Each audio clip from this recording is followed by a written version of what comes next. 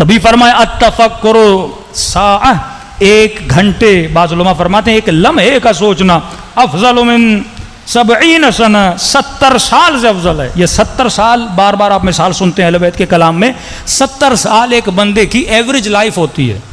لوگ 70 سال جیتے ہیں اور دنیا سے چلے جاتے ہیں، پاکستان میں تو 55 اور 60 ایئر سے زیادہ کوئی جیتا بھی نہیں ہے، تو 70 سال کی زندگی، تو ترجمہ اگر اس طرح کیا جائے تو غلط نہیں ہوگا، ایک لمحے کا سوچنا ایک عمر کے برابر ہے، ایک پوری زندگی کے برابر ہے، کیونکہ اگر بغیر فکر کے زندگی دی جائے، زندگی جی جائے، اس زندگی کا کوئی فائدہ نہیں ہے۔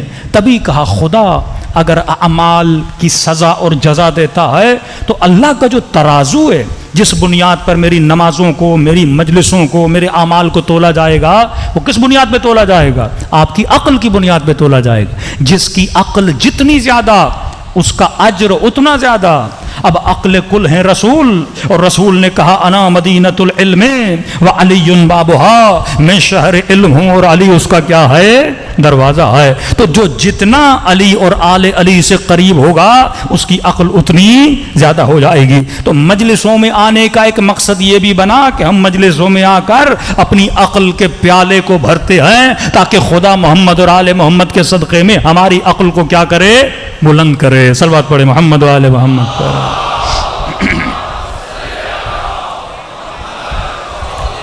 اشرف ترین مخلوق پروردگار عالم کی عقل ہے۔ شیخ صدوق اپنی کتاب میں لکھتے ہیں خدا نے سب سے پہلے جس کو خلق کیا، کس کو خلق کیا؟ عقل کو خلق کیا۔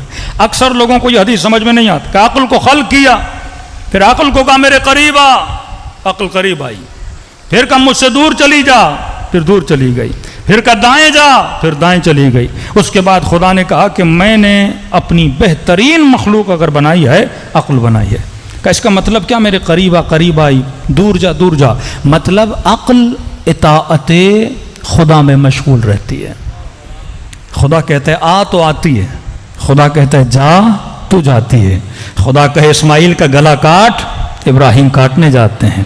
خدا کہے نمرود کی آگ میں کود جا تو ابراہیم کود جاتے ہیں۔ یہ رضاً برضا کی منزل پہ ہوتے ہیں، اللہ کی مشیت، اللہ کی رضا کو دیکھتے ہوئے اپنی زندگی کو گزارتے ہیں۔ اب کیا ہر مومن کی عقل برابر ہے؟ کیا ہر بندہ جو پیدا ہوتا ہے سب کی سیم عقل ہوتی ہے؟ ایسا نہیں ہے۔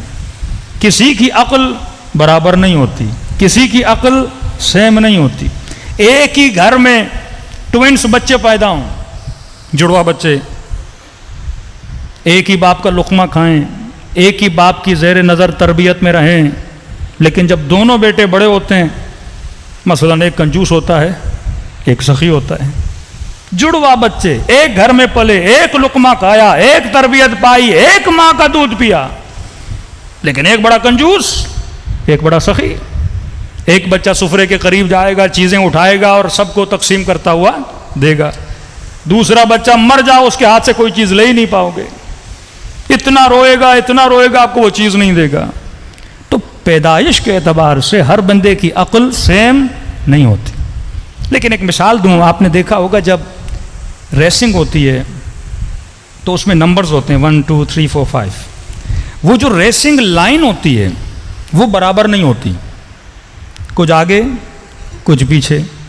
تو کبھی آپ نے سوچا یہ ناانصافی نہیں ہے کہ دوڑتے تو سب ایک ہی سیٹی پر ہیں، لیکن کچھ کے نمبر آگے کچھ کے نمبر پیچھے؟ تو جب ان ریسنگ والوں سے آپ پوچھیں گے، کہتے ہیں ہاں اسٹارٹنگ پوائنٹ الگ الگ ہے پر ان کا فاصلہ اینڈنگ پوائنٹ سے برابر ہے۔